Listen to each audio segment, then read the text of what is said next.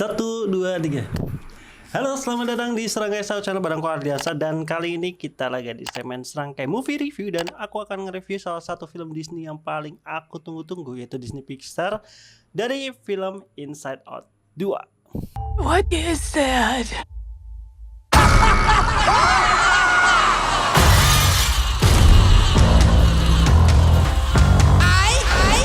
Who made the console orange? Do I look orange? I didn't touch it. Orange is not my color. Not me.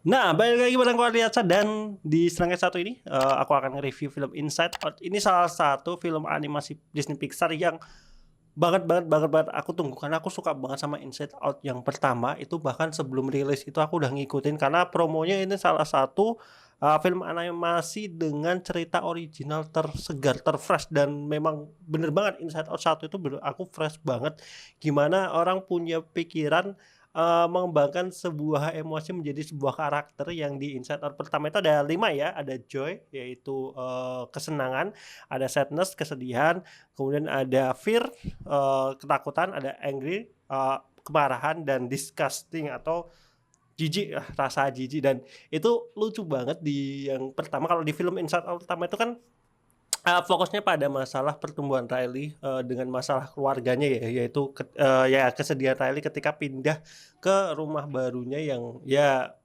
meninggalkan kesenangan-kesenangan di rumah lamanya kayak gitu. Nah, kalau di Inside Out kedua ini bercerita tentang gimana Riley ingin bergabung bukan bergabung, ketika dia mau bener sih, maksudnya mau dari SMP mau ke SMA. Nah, di SMA dia kan punya sahabat tuh 3 orang ya, dan ternyata pemain hoki tiga-tiganya gitu. Dan ternyata 2 temannya itu nggak melanjutkan di SMA yang sama. Yang ya di SMA itu ya si Riley ini mengincar salah satu tim hoki profesional di SMA itu gitu. Dan ya lebih kepada masa pubertas dari si Riley dan juga kawan-kawannya tentunya gitu. Dan menurut aku secara cerita ini apa ya, kalau yang film pertama itu cocok banget. Sebenarnya film pertama itu menurut aku lumayan berat gitu dari sisi cerita, karena konflik utamanya memang dengan keluarga. Jadi target pasarnya kalau anak-anak mungkin lebih kepada kelucu-lucuannya, tapi esensi dari ceritanya gimana emosinya itu lebih cocok pada orang-orang dewasa kayak gitu. Nah, tapi kalau di film kedua gitu, karena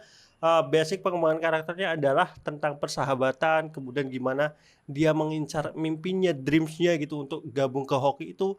Jadi menurut aku secara tema lebih ringan sih menurutku daripada film pertama. Jadi untuk anak-anak dari keseruannya dapat, kemudian dari cerita motivasinya kayaknya juga masuk gitu, ketimbang di yang Inside Out pertama yang menurut aku lebih ke sisi parentingnya ya, lebih kepada gimana orang tua ataupun yang lebih dewasa gitu bisa lebih mengerti perasaan dari anaknya dan juga anaknya ke orang tuanya. Jadi kalau Inside Out 2 ini menurut aku lebih cocok gitu untuk bisa dinikmati seluruh di semua umur gitu, untuk satu keluarga itu gitu. Nah, tapi gimana pendapat aku pribadi soal film ini, aku akan bagi menjadi 2 sesi. Yang pertama adalah non spoiler review, dan yang kedua adalah spoiler review untuk film Inside Out 2 ini ya. Jadi buat kalian yang belum nonton, kalian bisa tonton sampai non spoiler review aku, dan aku nanti akan kasih mid credits mid score ya untuk film Inside Out 2 ini. Tapi buat kalian nonton, kalian bisa tonton sampai terakhir. Dan juga jangan lupa like, comment, dan subscribe video ini untuk mendukung Serangkai Sao Channel. Dan kita mulai aja untuk non spoiler review untuk Inside Out kedua. Nah, seperti tadi yang aku bilang, di Inside Out kedua ini adalah masa pubertas, yang mana kalau kita lihat dari trailernya aja udah kelihatan banget ruang kontrol pikirannya si Riley ini dirombak ya, karena puber kan berarti menambah emosi baru gitu. Yang mana di sini ada 4 emosi baru ya. Ada si anxiety, kemudian ada si siapa namanya yang itu tuh, envy ya, si envy atau iri dengki. Kemudian ada si pemalu, sama satu lagi si 66 apa ya manggilnya itu, bosan ya, si kebosanan kayak gitu. Jadi 4 emosi baru yang nantinya akan mewarnai emosi Riley ketika dia ya mulai masa-masa pubertas dan juga dewasa. Dan buat kalian yang bertanya-tanya kenapa di Inside Out 1 4 karakter ini nggak ada di emosi bapak sama ibunya gitu ya, sebenarnya bukan nggak ada, tetap ada gitu. Nanti ya sebenarnya adalah cuplikan sedikit di film Inside Out 2 ini. Mungkin ini spoiler nggak spoiler, tapi ya sebenarnya itu tetap ada gitu di emosi mereka gitu, tapi mungkin nggak dominan kayak gitu. Nah ceritanya di Inside Out 2 ini ya tadi ya menurut aku lebih ringan aja gitu untuk konflik-konfliknya, konflik persahabatan dan lain-lain yang menurut aku kalau Inside Out pertama itu bisa bikin nangis banget karena masalah keluarga, utamanya buat kalian yang mungkin punya apa ya, kedekatan dengan emosi-emosi yang berhubungan dengan masalah konflik keluarga bakal lebih dapat di Inside Out pertama. Kalau Inside kedua ini menurut aku ya ceritanya sebenarnya generik sih terkait persahabatan, masuk ke klub yang dia impikan kayak gitu. Tapi dengan bumbu para emosinya ini gitu yang akhirnya gimana caranya nyambungin relevansi antara kehidupan normal sama kehidupan para emosi. Menurut aku ini jenius banget, pinter banget gimana ngerangkainya, itu tuh keren banget. Gimana 4 emosi baru ini bisa menguasai pikiran Riley, itu keren banget sih menurutku dengan penggambaran masa pubertasnya itu. Jadi dan apa ya istilahnya, ceritanya itu nggak kalah menarik dari Inside Out pertama. Inside Out pertama tuh menurutku udah yang bagus banget, dan yang di sini tuh dengan penambahan 4 emosi baru ini jadi makin keren aja gitu porsinya. 4 porsi dari para emosinya. Memang minusnya ya dari 4 emosi baru ini ada beberapa emosi yang menurut aku kurang bisa apa ya menonjol dari sisi cerita gitu, lebih fokus pada ada 1-2 karakter emosi yang menurut aku di film ini tuh kerasa banget. Tapi sebenarnya juga masalah di Inside Out pertama gitu. Di Inside Out pertama pun kan ada beberapa emosi yang menurut aku pribadi agak kurang ini ya, kurang bisa menjalin secara ceritanya, kurang bisa ngeblend dalam sisi cerita gitu. Kayak discuss di Inside Out pertama juga menurut aku kurang bagus gitu. Ya lebih fokus pada si Joy ya. Nah, di sini sama. Fokusnya lebih banyak kepada Anxiety sama si Envy, walaupun Anxiety lebih dominan. Tapi Anxiety sama Envy ini yang menurut aku menjalankan ceritanya dengan sangat baik. Tapi untuk karakter si apa? Malas ya, si Malas sama si Pemalu ini menurutku ya pelengkap aja, tapi tetap punya perannya masing-masing. Cuman ya itu sih yang Pemalas aja sih menurutku yang perannya dalam sisi cerita kurang banget ya, mungkin sama dengan karakternya ya Malas, jadi kayak ya udah nggak terlalu banyak di sisi ceritanya kayak gitu. Tapi dalam sisi petualangannya menurutku lebih menarik, walaupun terlalu cepat sih menurutku untuk 90 menit itu film Inside Out gitu. Pengennya lebih lama lagi karena lucu banget ngelihat karakter-karakter dari animasinya. Kalau secara kualitas animasi ya nggak usah diragukan lah ya. Kalau Disney Pixar sih secara animasi udah bagus banget, aku suka banget.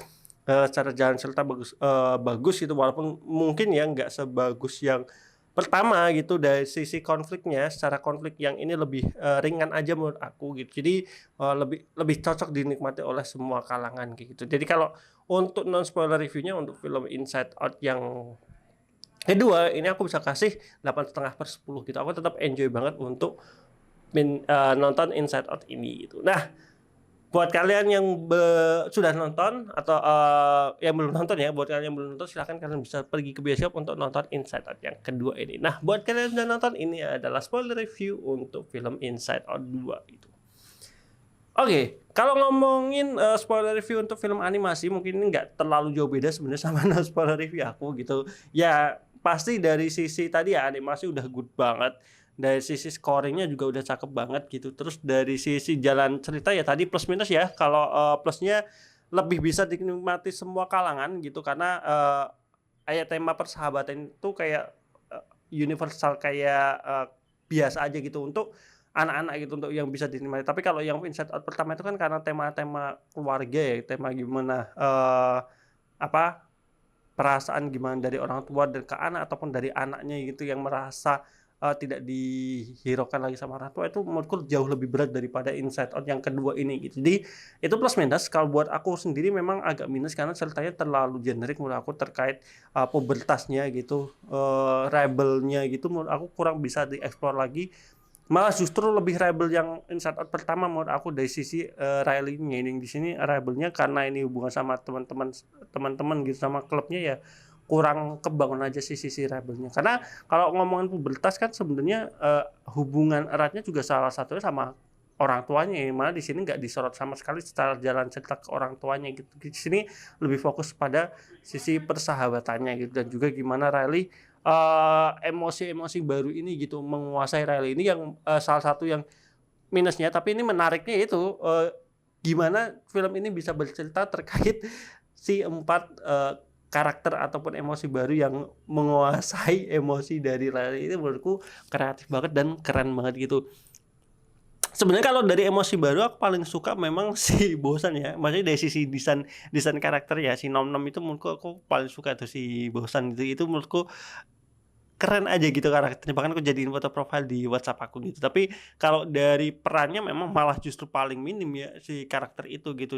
Emosi barunya di sini memang menyorotnya di anxiety sama envy yang menurut aku di trailernya pun orang-orang waktu teaser awal ya ada emosi baru itu udah pada nebak wah ini anxiety pasti bakal jadi masalah banget nih di pubertas yang mana ya kalau kita udah dewasa pasti paham banget lah terkait emosi ini ya.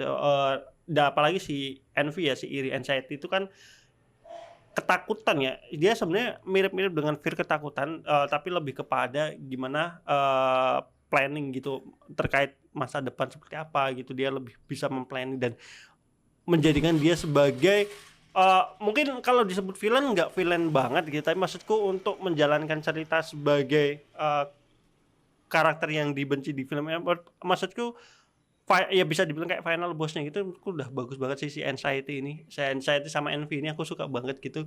Yang si Pemalu ya sama kayak si Bosan menurutku secara impact ceritanya kurang bisa dapat gitu gimana 4 karakter ini dan mungkin harusnya itu bisa ada scene penambahan gitu kan sebelum para Envy ini datang ke dunia barunya gitu mungkin nggak tahu ya mungkin bisa ditambahin sisi kreatifnya lagi gitu jadi kayak mungkin sebelum mereka gabung ke klub berlima yang Joy dan kawan-kawannya mungkin ada mereka diperlihatkan sebelumnya itu mereka apa gitu mungkin ada kelasnya khusus untuk menjadi anxiety gitu ya terus si nostalgia gitu kan nostalgia ternyata juga emang udah ada cuman memang belum waktunya dia datang aja kayak gitu jadi mungkin sisi kreatifnya kalau misalnya ditambahkan lagi anxiety sebelum gabung ke sana sama teman-teman yang lainnya mungkin para emosi ini ada trainingnya ada kelasnya itu kan juga lucu ya gitu, untuk melihat gimana anxiety itu terbangun gitu dididiknya emang untuk memplanning itu semua itu aku suka banget gitu tapi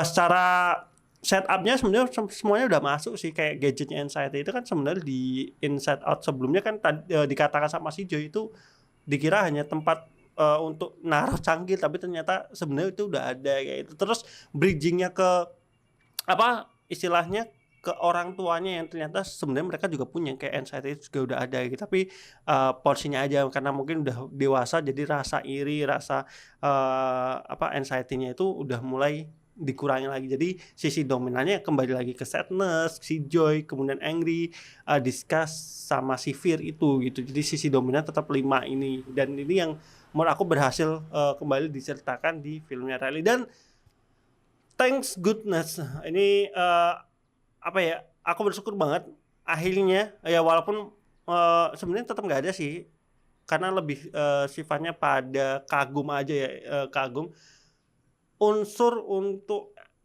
LGBT-nya itu tidak ada bisa aku katakan tidak ada gitu bahkan kalau mungkin dikit-dikit mungkin ada gitu tapi karena aku nggak jadi aku nganggap ya ini nggak ada aja gitu. Dan aku syukur banget gitu akhirnya ini film ya udah jadi ini bisa dinikmati kalian nggak perlu khawatir buat nonton film ini gitu dan ini salah satu film yang bagus banget buat ditonton keluarga dan ya maksudnya orang tua nggak perlu khawatir lagi gitu buat ngajak anak-anak buat nonton film ini khususnya di Indonesia gitu karena unsur LGBT-nya bisa aku katakan nggak ada gitu kalaupun ada itu nggak kenotis banget kok nggak notice ya aku pun nggak notice gitu awalnya aku agak takut itunya gitu takut karena kan Disney kan memang kebanyakan sekarang film animasinya nyorot ke arah situ kan dan di sini untungnya nggak ada lebih kepada tema persahabatannya gitu jadi ya walaupun itu ya tema pubertas harusnya kental banget dengan masalah percintaan salah satunya gitu dan ya apakah mungkin itu nanti jadi film ketiganya ya nggak tahu lah ya jadi